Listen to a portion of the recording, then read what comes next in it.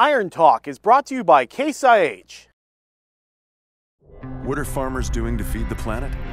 They're using Quadtrek technology, soil management, and planting systems from Case IH to foster a better growing environment that maximizes yield potential. Visit caseih.com to be ready.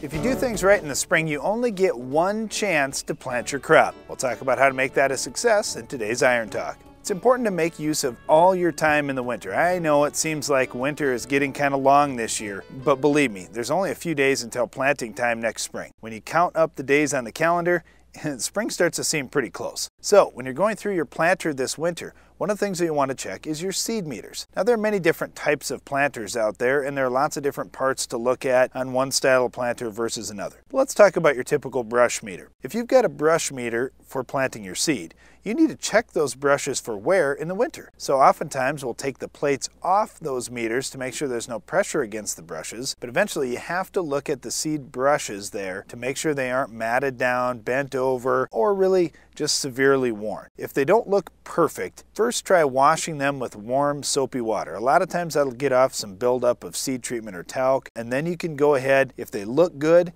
put them back on. That'll be just fine.